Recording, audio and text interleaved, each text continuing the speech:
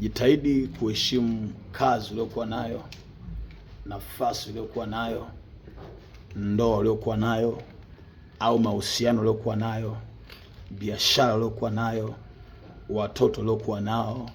Jitahidi kuheshimu mke uliokuwa naye, jitahidi kuheshimu mume uliokuwa naye, jitahidi kuheshimu hata wazazi uliokuwa nao. Jitahidi kuheshimu kila ambacho Mungu amekupa. Ukikiheshimu, kuna siku isiyokuwa na jina kitaleta matokeo. Kuna siku isiyojulikana kitakusapoti. Kuna siku isiyoeleweka kitakupa badiliko. Jitahidi kuheshimu kile ulichokuwa nacho. Mungu anapokupa mtu, anapokupa kitu, anataka ukiheshimu ili kesho kilete matokeo. Kama utakoswa nidhamu ya kile ambacho Mungu amekupa, elewa wazi kwamba kuna siku hautaona matokeo kwenye kile ambacho Mungu amekupa. Wakati lengo la Mungu wewe ufanikiwe, uone baraka, uone ushindi.